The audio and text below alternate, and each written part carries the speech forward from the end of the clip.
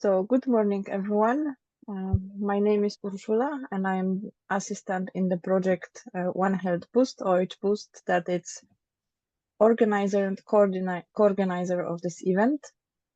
We have our project in cooperation with University of Tartu, with University of Helsinki and University of Milan. But what our project is about, so our goal is to bring the excellence to research and innovation and to improve our management skills at our Estonian University of Life Sciences and at the University of Tartu, everything in the area of One Health topic.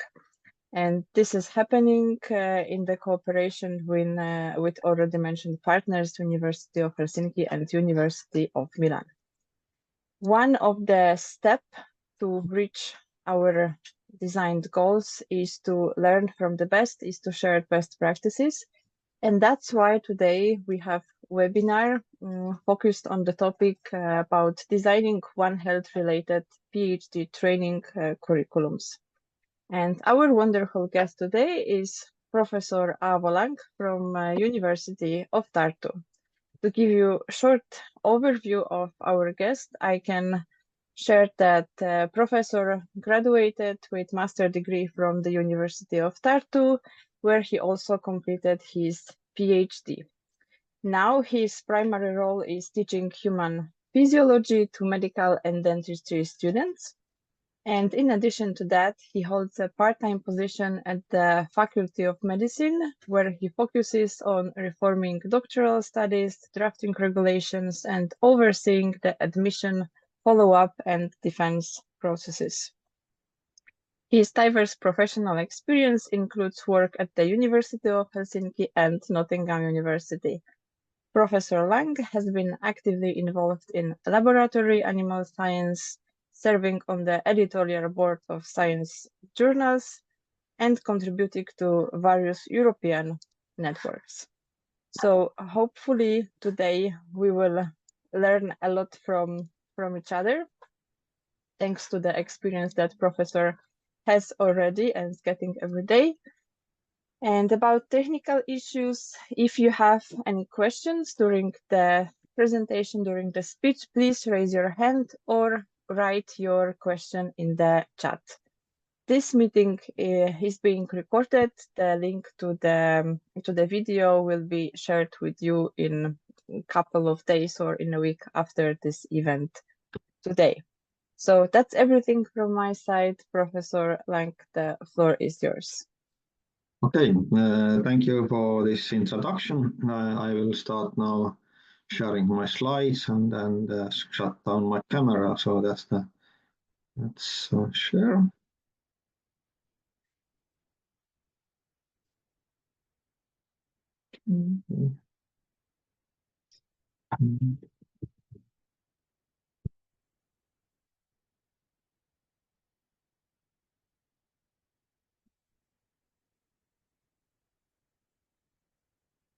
Okay.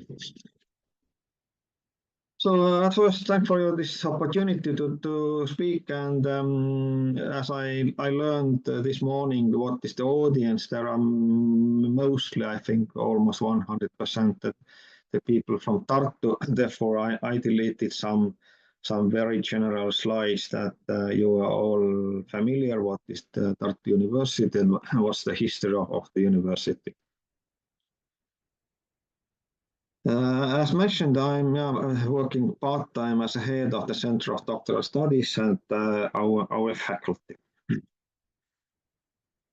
The University of Tartu has 4 faculties, and that's altogether 42 institutes, and the number of doctoral students in different faculties is roughly that in the 3 faculties there is around 200 PhD students at the moment, and the biggest is the Faculty of Science and Technology. They have about 500 PhD students at the moment. All the rest, everyone has 200.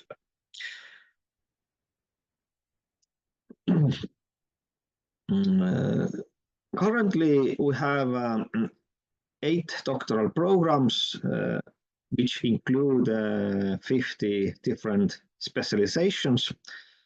So in our faculty, we have just one program. It's called Medicine and Sport. And in this program, we have 4 specialties. So it's actually previously they were separate programs, but we consolidated, put them together, and now we have the 4 specialties. It's the medicine, neurosciences, pharmacy, and exercise and sports sciences. The yearly admission numbers are not big at all. We have close to 30 state-funded positions plus some other types of the students. The other types of the doctoral students I will talk in a few slides later. If you look the general number of admitted students, which are international or the local students, so you see that it's so more than half are Estonian students and less are from international. And but if we look at the situation between the faculties, we see the big difference. The reasons for this differences are variable. I think that I have learned that in some cases, some doctoral programs, they are simply dependent on the foreign students because we don't have enough people or interest to the certain programs. In our faculty, you see that the percentage of the international students is relatively low, and this has also explanation. So because if we think about the clinical research, and then the international students, they have to communicate with the patients, they have to get access to the clinical data and so on. And so the data protection, it makes quite, I would say, impossible to be a part of clinical studies. But in other preclinical departments, we have yes, some international students, and I think the biggest success in last times has been the group of Alireza Faselis, who had at the moment at the same time 5 international students, quite successful. Now the main topic was to talk about the changes, and the changes started actually slightly before the 2022. In 2022, it became the mandatory, or there was kind of reform. The background is that compared to the OECD countries, in Estonia, there is a relatively small number of PhD holders. It's in 2016, it was 8 compared to the average value of these countries, which was 10. And also we faced a relatively low number of percentage of graduates. The graduation rate was small. We were and we're still lacking the next generation of academic staff. And we also had relatively low income of the PhD students. So therefore, at first, the funding model was changed. So currently, the doctoral researchers are mostly employees. So they are junior research fellows, and their work task is fixed with the individual plan. The salary is relatively competitive. Well, in medicine, it's not so easy since the medical doctors, their salary is much higher than the salary of the PhD students. But in general, it's the difference between this earlier situation it is much better than because the PhD students, they get all the social guarantees, like they take the loan from the bank, they get the paid leave, and then so on and so on. And in general, we can say that we're trying to establish the more flexible and sustainable career module. The second point is the change of curriculum and the volume of these compulsory studies. That I will have another more detailed slide, but in general, the number of these credit points is now half of the previous. And the third one, the consolidation and administration of the doctoral studies, it is rather important. So again, I will have other specific slides, but nowadays we have very much cooperation between the faculties. We try to do the things in a similar way and to keep the standard similar in every faculties. And there are also some small changes in requirements for the doctoral thesis, but again, there will be a separate slide for that. So this slide describes this consolidation. We had previously 34 programs, now we have only 8. So this our faculty is red here, and we managed that we are the only one having one faculty, one program, looking for some older programs. They were really small. Actually, our programs were small as well, but it's I think we are very often given as an example inside of the university how this program can be consolidated. The structure of the studies, on the left-hand side, we have this earlier program. In the bottom here, there are these courses, altogether 60 credit points, and all the rest was the studies, the research, finalized by the thesis. And now if we have the current program, there is no division. Actually, in the bottom there is the small part of these studies. And since the PhD students are employers, so it means that we have to change from the credit points to the working hours. So somebody has calculated it's altogether it's 5,500 hours of work. But this research part, this research and development part, it's not only the research, but there are some other activities which are related to the research. So it's some part of acquiring this transferable skills, and it's not only inside of the courses.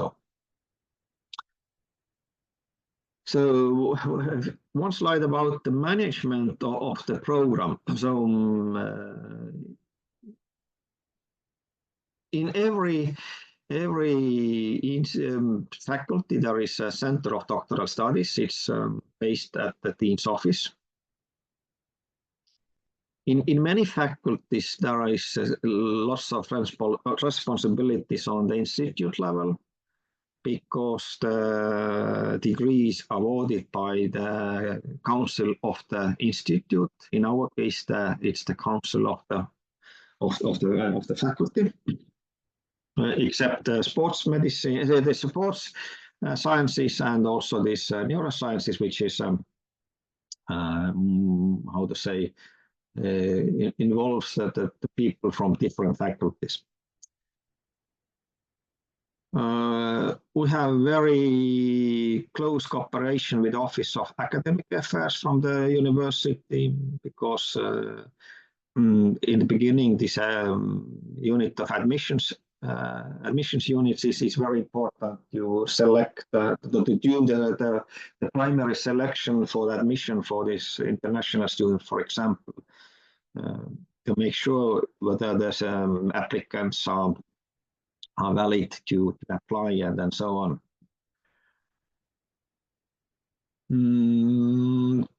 The right side thing I will have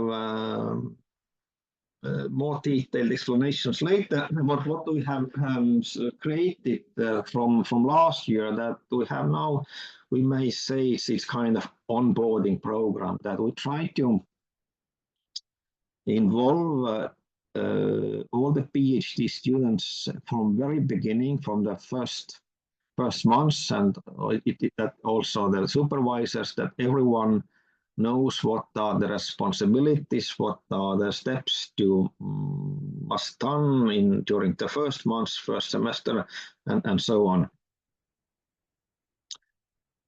Now let's go to the medical faculty. I think that since the most people are from Tartu, they can find the most important buildings here.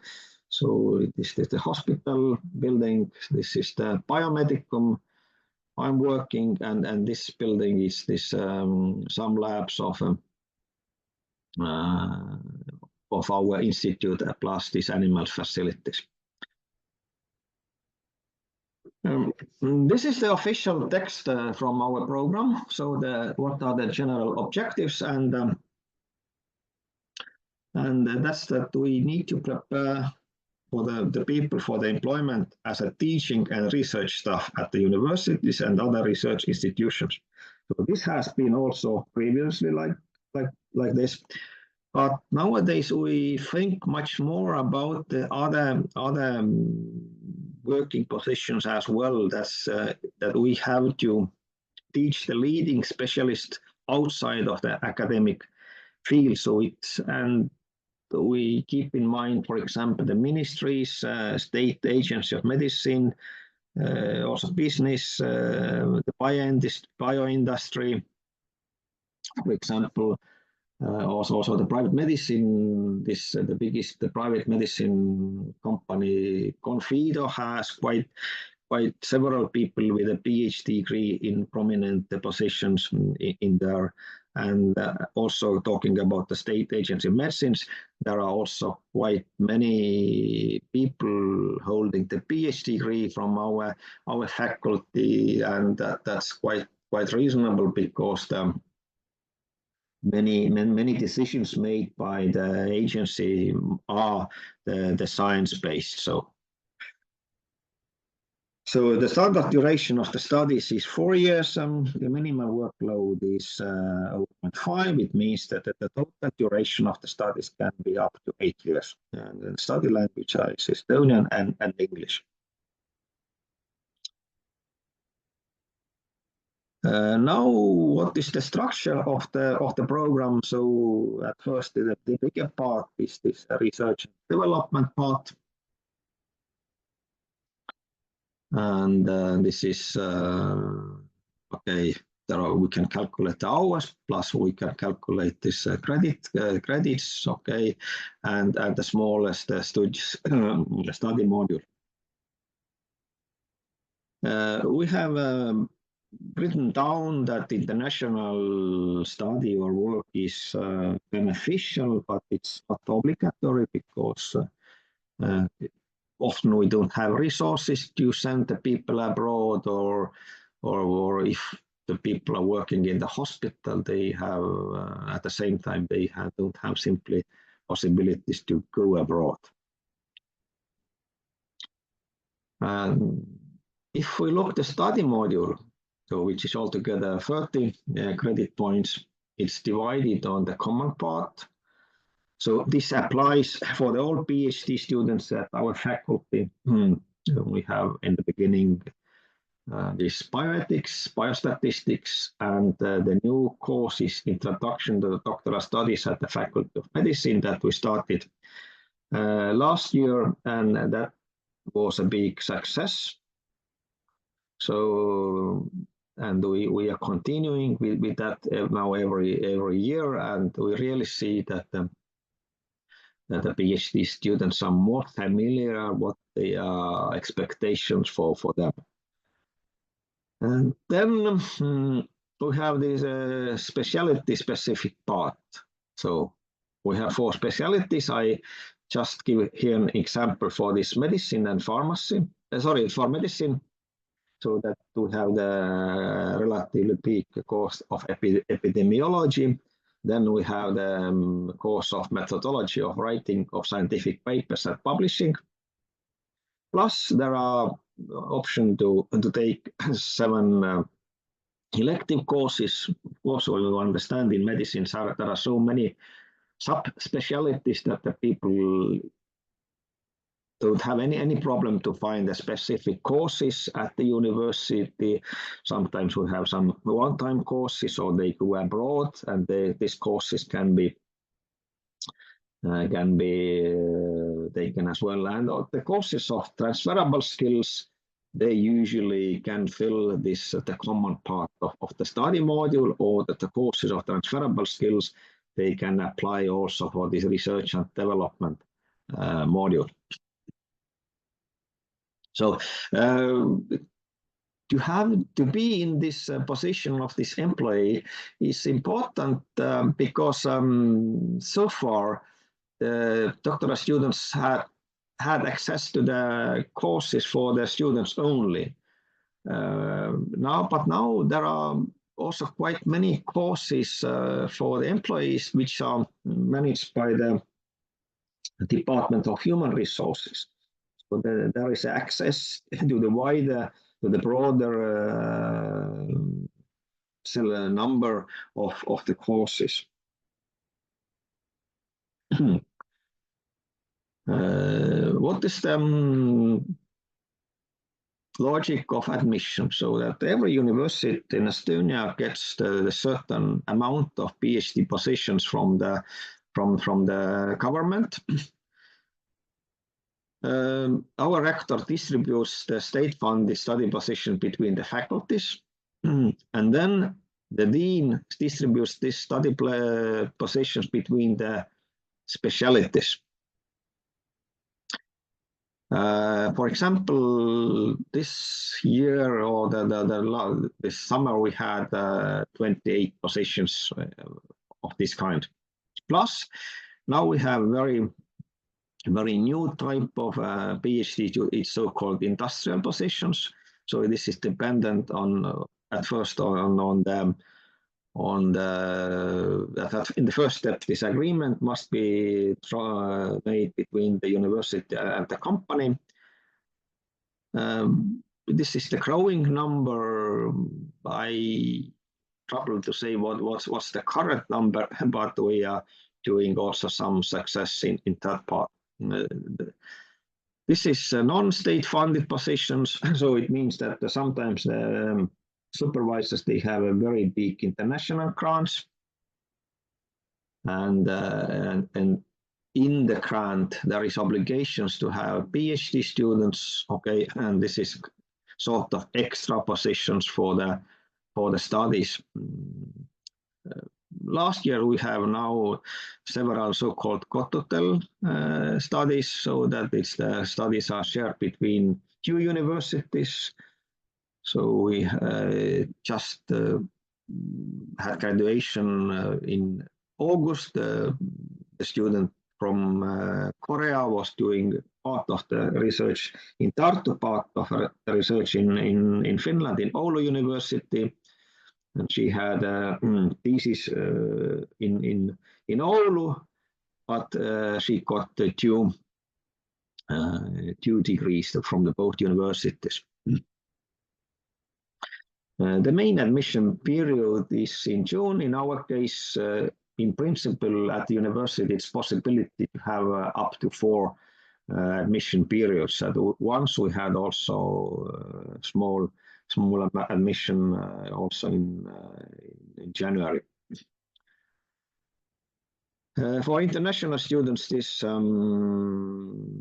Apply system is used. And in our faculty, we use two types of admission. So at first is open calls. It means that the doctoral candidate comes with a project.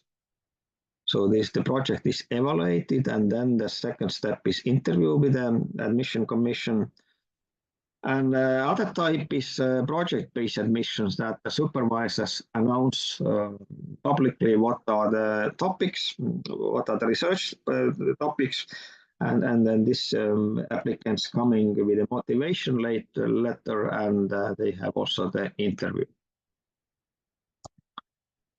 And there are some explanations or reasoning why we have in medicine we have the open calls, but it's a long story. What happens after the admission? The council approves the admission results, and also he has to approve the supervisors and research topics. Then the first month of the studies is September. The agreement for supervision is signed. So and this if there are several supervisors, the responsibilities of supervisors must be listed, described. And also in September, the period plan for the first semester must be submitted as well. The first semester is general. We have this introductory course, we have the course of bioethics and so on.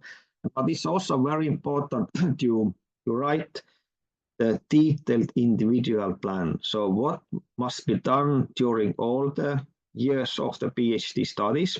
That's the major task. So this is individual plan. And as a part of this individual plan, it is so-called self-analysis form. I think that we can come to that form later. I can show it's in separate file. So it relates mostly to these transferable skills. So that the PhD students has to analyze what kind of knowledge she has, and how these skills can be improved during the studies, like the skills of teaching, skills of information search, data management, data protection, and so on and so on. Very new thing is this worksheet for the expectations management. So it is the paper, again, I will show it later separately. So there are the different topics, like which is related with supervision about the research and thesis, knowledge writing. And for example, the very first general question is that the goal of the period of doctoral studies is to write the thesis. That's the one end of the questionnaire. Another end is the goal of the period of the doctoral studies is to become a competent researcher. It's two opposite things. And there is a scale from 1 to 5. And the PhD student, the supervisors have to make the marks by themselves, and later come together and to compare this expectation worksheet. If this marks are similar, I think it's very good. If there is a difference, a big difference, they have to discuss how this must be solved. For example, again, the supervision, whether the supervision must be every day or it's once during the semester. It's very variable. So, but again, I think I can show it later, this example.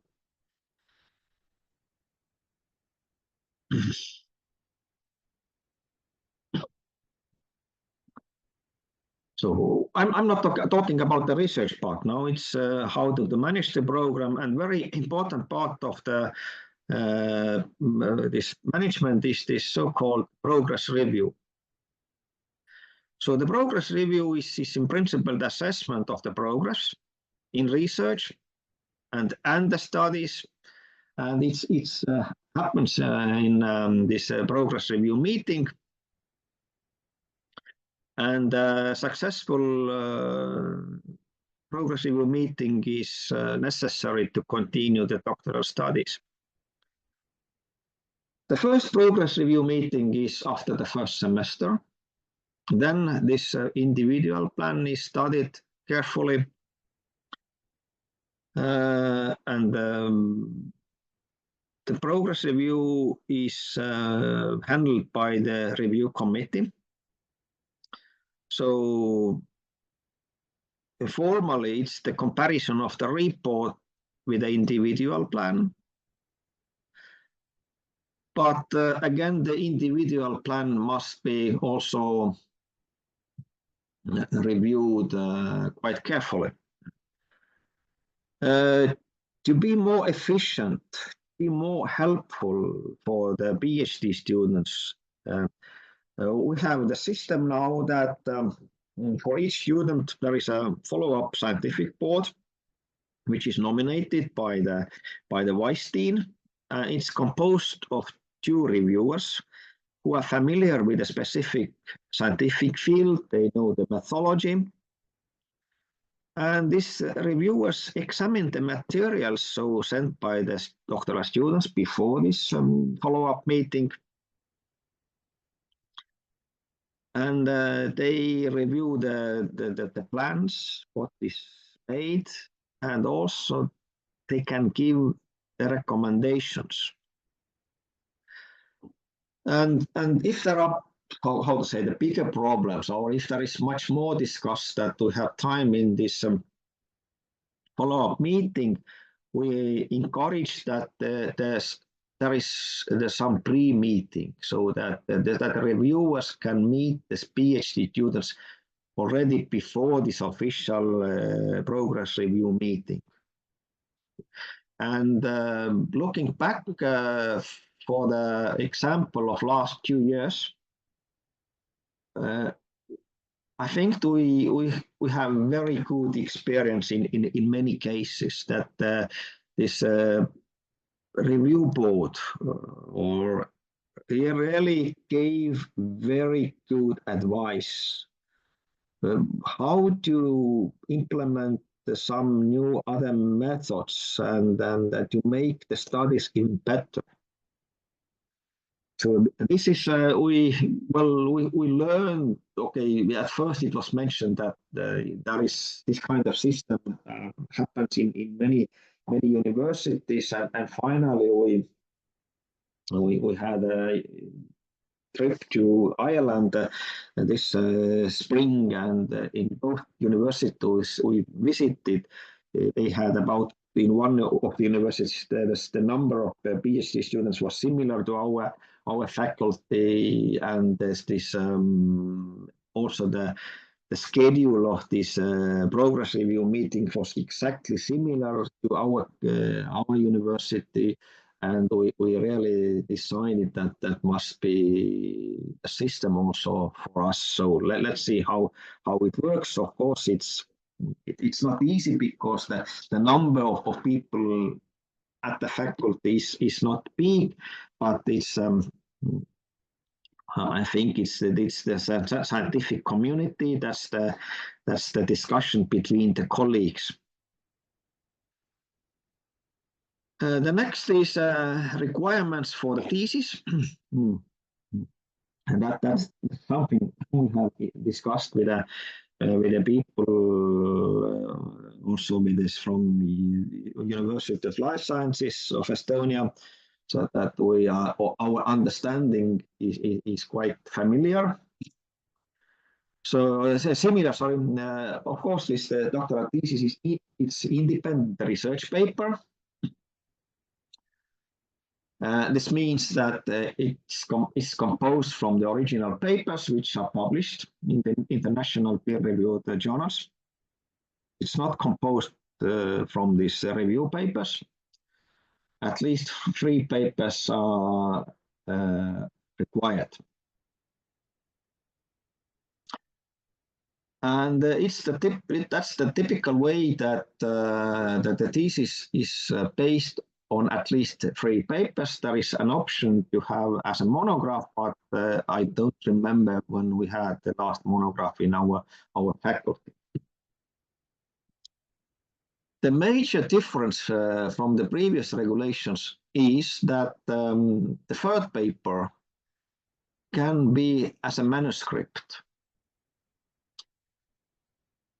As a manuscript, but this option, actually, the request for this kind of option comes from the Faculty of Social Sciences. So they explained that the publishing period can be extremely long. We have discussed internally in our faculty and also with the biology people from our university, and we agreed that that's not the case in our field, that we really need this kind of option. But in principle, the council has to take over the editorial board responsibilities of the journals, because the review process of the paper must be at the same level as by the journals. So it's a difficult task. It's one point, it's difficult. But another, maybe even more important point is that if we publish this data in the thesis book, this is original publishing in the thesis book. So therefore, it's relatively or almost impossible to publish in the journal, because the journals ask whether this data is published already or not. If it's published already, that can be a real problem. It can't be published in the journal later. If it's let's say the work of just the PhD student, the supervisors, it's okay, that's their responsibility. But in the case, this paper, the manuscript, involves the input from, let's say, 10 or 15 people, what we often see. Are these people happy with the situation, that their big work is just not wasted, but it's used only in the thesis book? But this is something probably we will see in the near future. Is there any request for this kind of reviewing? Another topic, it becomes from the traditions that so far in our faculty we try to keep the level that at least the 2 papers are kind of that the PhD student is a leading author. And I know that's true also in veterinary sciences, that that is out of question. In some cases, we had to evaluate whether there has been just one leading author paper from PhD student, and it means that the bigger evaluation of the input must be made. And actually, this kind of evaluation is better to do during these follow-up meetings. It can't be left just on the period before the defense process. It might be too late, so it means that this evaluation body, the board of this review process, they have to look constantly. They have to ask what is the input of the PhD student of every paper. It doesn't need to be always the first author, but the input must be substantial. So, and of course, if you look if there are sometimes the papers of 20 authors, and the PhD student is in the position number 11, okay, it's difficult to say whether it's enough for the PhD output. Okay, so A few words about the defense process. So this is the typical hall of the we have our defense process, and the procedure is managed by the council. So in medicine, that's the faculty council. And this when the application and the thesis and the copies of original papers are handled, then the council nominates 2 peer reviewers, and the positive feedback of the peer reviewers is obligatory. In our case, typically we use the reviewers from our university or other Estonian universities or hospitals, the people with a PhD, and there shouldn't be any conflict of interest. But and the second step, so before the final step before this defense process is nomination of opponent, and also this pre-reviewer can be later also as an opponent. So that happened a couple of times with the PhD students of Alireza. So because the topic the people studied is not, or so far hasn't been very common, so we didn't have enough specialists to analyze the work, and the same person was as a pre-reviewer and later as an opponent. The defense meeting, I think you are all familiar. It is rather similar. I guess that's the public meeting. In our case, at least 6 council members must be present. So there is the meeting is chaired by the vice dean. We have this introduction part, then presentation by the candidate about 20 minutes. Then the opponent is introduced. On the opponent usually gives a short overview what he thinks or she thinks about the topic. And then a discussion between opponent and the candidate. It's about 90 minutes. Then the conclusion by the opponent. Then there's people from the council can ask the questions, and any person in the audience can ask the question. And then there's the closed part of the meeting with a short discussion and decision making by the voting. So since the COVID times, we sometimes had this online hybrid procedures, then the opponent has been abroad, but the very first defense during COVID time that we had to run it, that every person was in separate rooms. So I was the only one. We were sitting at the same room with this candidate. So everybody was at home or their own office. And the opponent was from Canada. Okay, now some new activities. Some of those I mentioned already, so that we started the introductory course for doctoral studies. It's extremely successful. On the very first day, we talk about all the regulations, all the expectations. Then there are the specific seminars that people from the science department of university and the library, they talk about the different databases, academic databases. They talk about reference managing systems. They talk about the different types of publications and so on and so on. Based on the earlier surveys, we have learned that sometimes a very weak point is supervision. We have very good supervisors, but sometimes there are the problems. And now, late November, we will have the first seminar or the course. It's 2 long days of meant for the supervisors.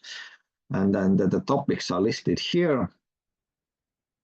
I hope that we will have very many people attending. We have still a couple of free seats there.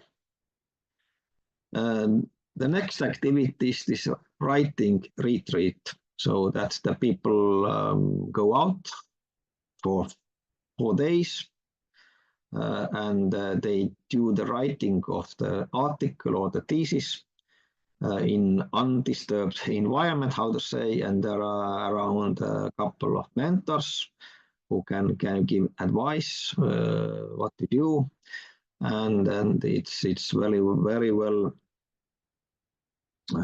evaluated by the students, and we hope that we can have that in regular basis, and to have it once in early or mid-May, and then second time is I think it's also first half of December. And finally, the new thing is this Estonian doctoral school. It's the aim of the school is funding to promote the quality of doctoral studies in cooperation between all Estonian universities, including the support for the establishment of research contacts through interdisciplinarity, international cooperation, exchange of experience, and so on and so on. And that's also the umbrella that we are working together, that we have our faculty and from this University of Life Sciences, there is a veterinary people involved, so that I think most of the activities we do, that the people from different universities can attend. So if I remember correctly, that the total budget is altogether 7 million, but it's divided between the different programs, and it's up to, it's still August 2029. And I think that the final slide with the text, it's the ongoing development in study information system. I don't have anything to show to you. It's a web-based tool. I think both our university have this study information system. It was very difficult to use for doctoral studies. It was quite ineffective, very unfriendly to use. And therefore, our university started to develop the new system. It's together with developing the system for the residential studies for the medical doctors. But in principle, it's web-based tool during all the period of doctoral studies. It's meant at least the different desktops or the views that for the student can apply all the plans, all the reports, and so on. Then for the supervisors can see the plans, they can comment and approve, let's say, before this review process. For the progress review committee, they can see the plans, reports, can give the feedback.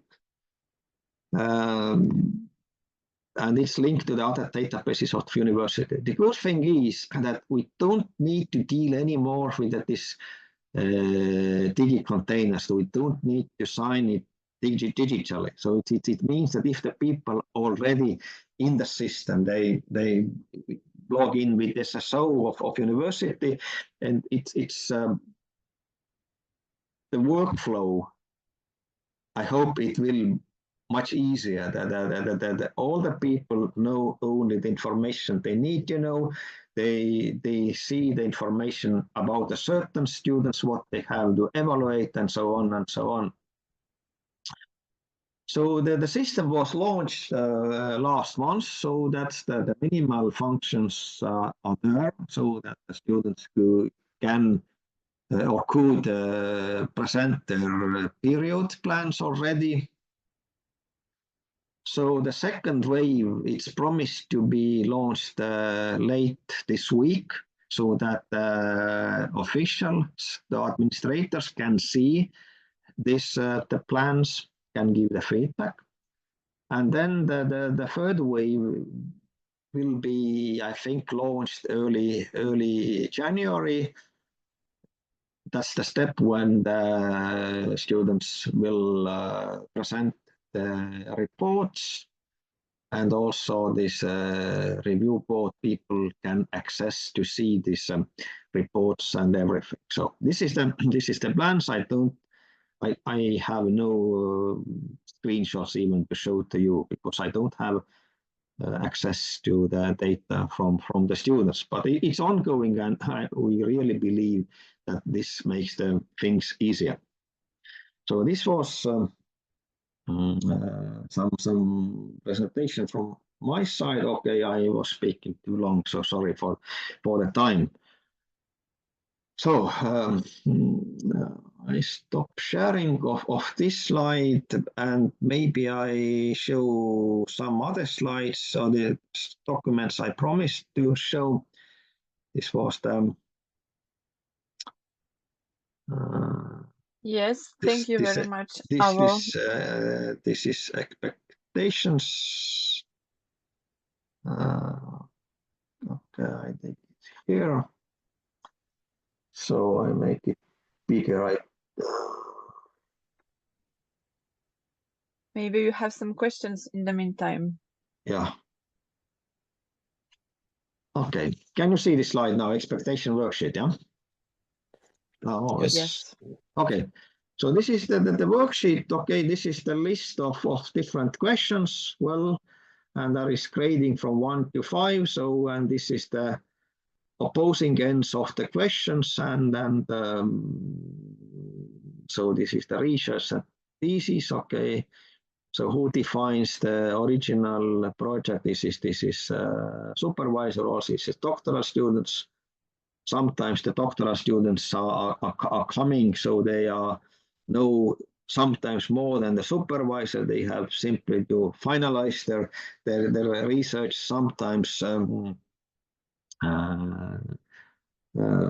students are coming as a blank white sheets. Okay, they are very much dependent on the supervisors. So this is the questions about the research and thesis.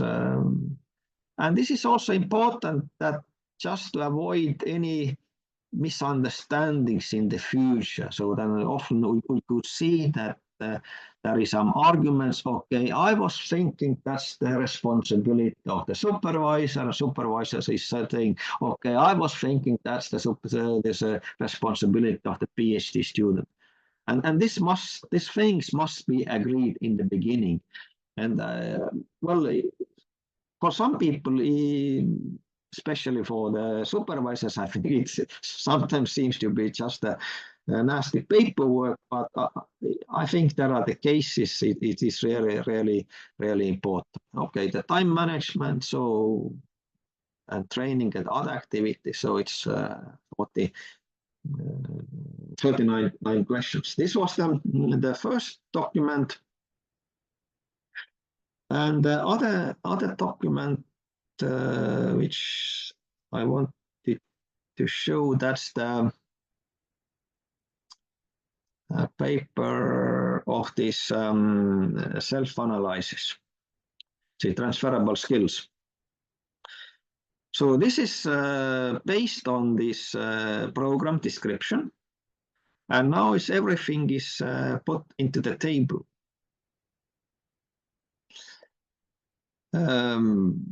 Well, for example, let's take one example. So this is pass their knowledge through the teaching, academic supervision, or other means. So in the analysis, they have to think what I have already done. I have the skills. Okay, it probably means the teaching skills. Sometimes we have the people with teaching skills. They have been teaching, let's say, 5 or 10 years, so that they already know And if they don't, the teaching skill, they have to write down what they are planning to do during the studies, okay? In most cases, the PhD students are involved in the teaching progress. They teach the students, they are involved in the seminars, in the hospitals, they are involved also in teaching and so on. And this is again a few pages that must be analyzed at the very beginning of the studies. And if there's something is missing, something must be done so that we have the different courses at the university, or there are the activities, the practical activities, what the candidate, the PhD student can do. So it's mostly about these transferable skills. But again, it's the what is the meaning of the PhD studies? It's not just writing free papers and a thesis, but it's just to become real independent researcher. So that was my very very quick review about everything what happens at our faculty. I'm happy to receive now some questions. Yes, thank you very much, Aavo, for sharing your knowledge and experience in this topic. So, yeah, this was what I was expecting. Alireza, please go on. No, thank you very much, Aavo, and thank you, Ursula, for giving me the right to ask. Aavo, the one slide you showed at the beginning, it was somehow the way that the studies have changed. Before we had this structure that they had credit units, and then after the credit units, they had the thesis. And now it seems you are just counting the hours. However, later you showed another time 780 hours should be courses and the thesis. It was a bit confusing for me. Can you please explain? Yes, it is confusing, and actually it's much easier because happily we still have the courses as a credits, and the credit points, the total number for the courses, it's 30 credits. Then still they have to do courses. It's not so that it's 30, but again there are really the courses which are really necessary, and the PhD students are extremely happy about the courses. But it's 30 credit. It's not a big deal. No. I'm not. I was just thinking if the rules have changed. But one very big change is also the fact that now we can publish one paper as the first author and two papers as the co-author with the others. I have to say this is actually good because what we see out there, the papers that are getting published, if we want to go to high quality journals, we need to put 2-3 years worth of work into a paper. And this makes it easier somehow to publish in a high impact factor journals. But I think that it's very, very true what you mentioned, but you have to keep in mind. So, and in these papers, according to my understanding at least, the PhD student can't be just somebody who was doing pipetting. So what is the task? It's that the PhD student must be involved in the design of the studies, doing some part of the studies, analyzing the data, and also be involved in the writing process. So all the steps, so that which are necessary for this studies on the doctoral level must be involved. So, but often what we see that applicants are coming, so the PhD student has been doing just the bench work. So, yeah, I have also some other questions about One Health PhD, but I'll wait till others ask, and then if there is still time, I would ask that questions. Sorry. Thank you very much, all. No. Thank you. So do we have any other questions?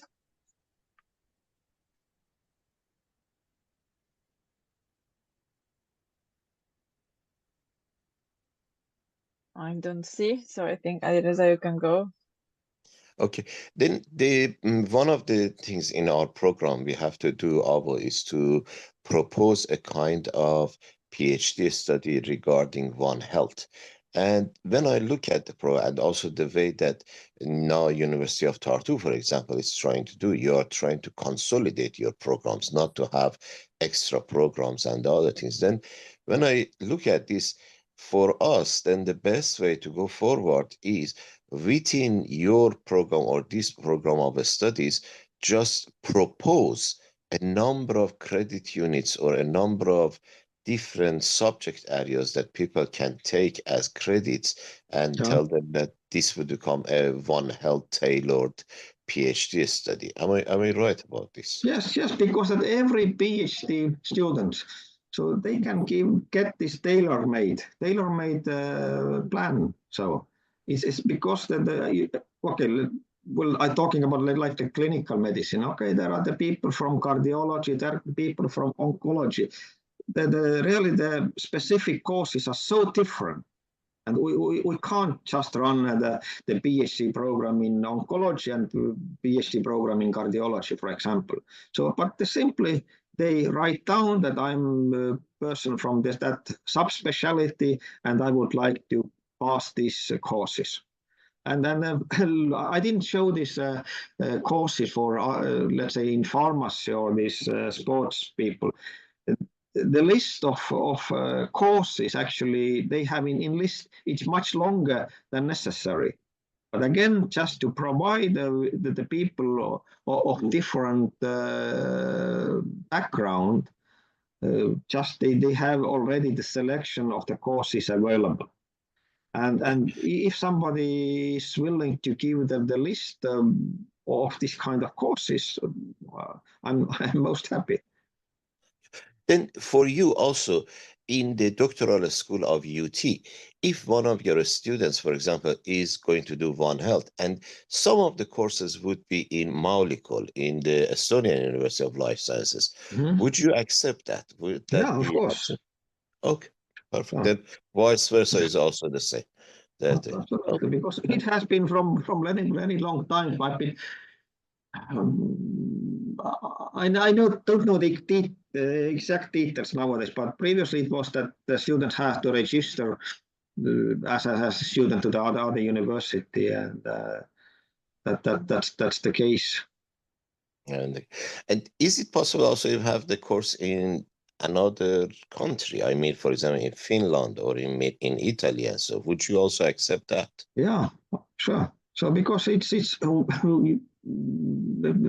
people have just to provide the paper, what were the topics, how many hours, for the courses about the credit points also, and if fits to the topic, it's for the PhD student, so that's his or her development. So it's nothing to do with what we do at the university. It's this development of the scientist. Excellent. Thank you very much. Thank you. This is really helpful. Thank you. Thank you very much. Do we have any other questions from the audience? So I will ask one more thing. I'm really curious about this self-development document and management expectations. I'm curious who was designing or who has been designing it. Is like human resources department responsible, or you do it in cooperation or based on some evaluation from previous students? This is the teaching university unit at the university level. So actually we have very good networking nowadays in a university. We have a 2-hour meeting once per month. It's on Wednesday morning. So and we discuss the different topics.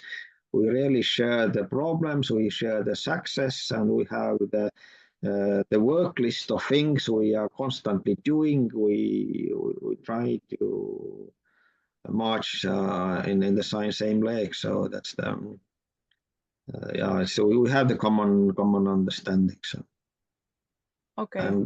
And that's again because if you read all these transferable skills, it's the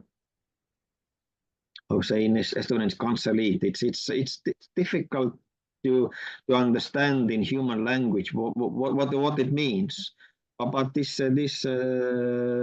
tools actually help you to understand the people, what they can do or what they must do and what they can do already, and how to achieve this skills and so on. Okay, thank you very much. So if we don't have any other questions in the chat, I also don't see anything. I would like to thank you to Aavo for joining us today and for sharing the knowledge, experience, and tips for us for better work for the future. And thanks to all the participants who joined us today.